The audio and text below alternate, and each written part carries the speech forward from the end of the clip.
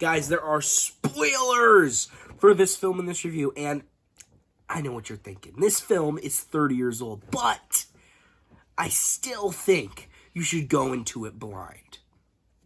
You have been warned.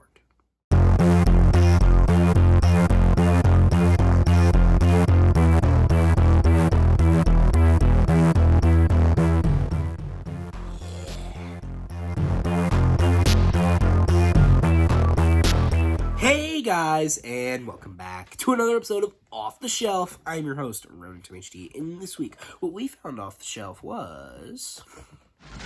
I work for Kaiser Soze. He feels you owe him. He does not expect all of you to live, but those of you who do will have $91 million. It was Kaiser Soze, Agent Kuyan. I mean, the devil himself. I'm telling you, it's Kaiser Soze! There is no Kaiser Soze. Keaton always said, I don't believe in God, but I'm afraid of him. Well, I believe in God. And the only thing that scares me is Kaiser Soze.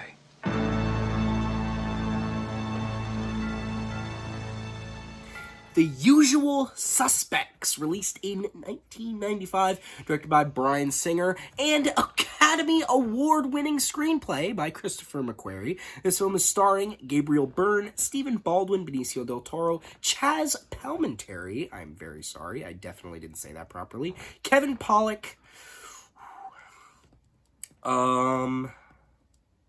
Giancarlo Esposito, who I was really surprised to see him in the movie, by the way. I was looking at the opening credits, like, Giancarlo Esposito? That's Gus! Dude, completely random side note. Oh, and Kevin Spacey. Academy Award-winning performance. Either way, this film is a neo-noir thriller, and it's very, very captivating, right? I think I know I'm like jumping right into it, but I think like obviously that ending, people say, I mean, this movie won Best Original Screenplay at the Academy for a reason, right? This movie is so tightly written, and the fact that the ending negates literally everything that happened before it, usually in like a shoddily written movie, or even like maybe even an average movie, like that ending I feel like would be a cop-out in most other movies. But this movie somehow manages to make it work to the point where like, holy shit, that makes so much sense. Even though like with other movies, you're like, that doesn't make any sense. What the fuck is going on here? But I just think like you were so captivated by the story. You were tricked by the movie like several times. And it made you be like, that's what it was. And I love that. And I'm kind of being a little wishy-washy with, because I don't want to reveal it immediately into the review, obviously. I'll get to it. But I think also one thing I really liked about this film was, generally, at the beginning, it really just felt like kind of like a heist movie. With, like, you know, this group of thieves who were just, like, you know, buddy-buddy with each other, doing jobs, doing scores, working together. But then they get caught up with into a like racket with some really dangerous high power people that could really fuck with them, that they really don't want to fuck with, but they did, right? And now they're in deep trouble, and now they got to do jobs for these people or else they're fucked. But they're already fucked anyway, because it was like a suicide mission basically, you know, and there's that. And then the aftermath of it, Kevin Spacey's character, Verbal Kint, I believe is how you say his name. He is this guy with cerebral palsy who was one of the two survivors of this incident of the shootout on the boat that they show a little of at the beginning, and then they show the rest of it at the end. And Verbal, his character, is essentially like this dimwit, essentially. And I don't mean to be insensitive, that's an intentional aspect of the film that they point out, that he is easily manipulated, he's naive, he's gullible, right? And he's just easily manipulated, right? And they really play into that, and they kind of put him on the back burner, right? like, even though he is the narrator of the story, even though he is the guy telling the story to the audience and to the police that are questioning him, obviously, it's like, the movie is kind of trying to, even though he's the narrator, they're trying to kind of make you think of him as a minor character. And I've, like, not even that they're trying. That is one of the intentions of the movie, was that I believe the screenwriter said that he was trying to make you forget kind of that or to make you think he wasn't that important, that he was just like a background character, that he didn't do much. And that's what makes the ending twist even better if you've already seen this film. But one thing I really love about this movie is that it's just, I just think that every actor in this movie does a really good job. And a certain actor in this movie, who it sucks that he's such a good actor and such a terrible person, and I really want to compliment his performance, but I also really don't want to at the same time for obvious reasons. So I'm just going to leave it at this. He did a really good job, and he won an Oscar for a reason, but doesn't change who he is as a person, and I don't feel like complimenting him any further, and I'm going to leave it at that. But aside from that, I think let's just talk character-wise. His character is so well done, and I think I'm just going to credit that all to the screenwriter, because, as I said, he's portrayed so meekly, so sheepishly, and that gives you this kind of false pretense of him, this false interpretation of him. And as I said, he's really different from the other characters. He hangs back. He doesn't really do too much. He's shy. He doesn't say anything. But all the other characters are really vocal. They're really active. They're aggressive. They really, get into the action, right? But I'm going to reveal the ending here, right? Or maybe not. Before I do that, actually, I'm just going to establish something. Kaiser Soze, right? Said to be one of the greatest villains in cinema history, which I didn't even know, right? Because I had never seen this movie before. I didn't really know anything about this movie, right? Even though it's said to be one of the greatest screenplays in cinema history, I didn't know, right? I didn't know even anything about this movie. I didn't know anything. So I went into it completely blind. And I think the whole mystique of Kaiser Soze, I think, is just so well done to the point where it really, even gets the audience afraid of him. Right? It's like, it's got you looking over your shoulder. Before you go to bed, you gotta check your closet. Kaiser Soze could be in there, right? He could be hiding under your bed. I'm being hyperbolic, okay? I'm just saying, you get what I mean. They built a really good mystique around him. They built this mythical, cryptid style, folklore horror story around him, where he was this low-level drug lord. But the Hungarian mob, to get back at something that he did, they went to his house and they captured his family and they threatened them. And then they slit one of his children's throats in front of him. But Kaiser Soze, to prove that these so-called men of will, that he was a real man of will, and he shot his family in front of them, and then killed all but one of the Hungarian mobsters. But he took one of the Hungarian mobsters alive. He made one of them live, so that he could tell the story of what happened here, so that it could spread around the town, and that everybody would fear Kaiser Soze, right? And that story is as I said, folklore. It turns into a mythical legend, right? Gangsters and low-level thugs, they know who Kaiser Soze is from that horror story. It's like a thing in the underground, right? And they're like, you don't want to fuck with Kaiser Soze, right? But even they think he's not real. That's just a legend, right? But at some point in the movie, they're like, Kaiser Soze is real. Kaiser Soze is real. He's out to get you. He's got these connections, right? He's probably one of the most powerful men in the world, and people don't even know what he looks like, right? He could kill you like that. He could kill you in your he knows everything about you. Right? And that's how he gets you. And that's how he strings along the gang, right? The main group, because, one of his goons, one of his lackeys, pawns, Kobayashi, a lawyer, basically, they want to kill him because he killed, or not he, but one of that guy's lackeys killed one of their boys, right? Killed one of the gang, and they want to get back. And he said, you can kill me, right? But it won't make any difference. we know every member of your family. We know everything you've done that's been recorded, right? So if you kill me, you can do that, but say goodbye to your grandpa, say goodbye to your aunt, your nephew, anybody in your family is gone, donezo, right?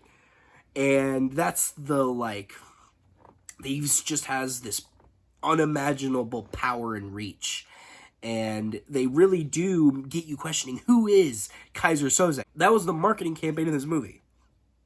They straight up just had billboards and posters that was a black background that had white text that just said, who is Kaiser Soze, right? And it had people on internet forums saying, how the fuck do you say this guy's name?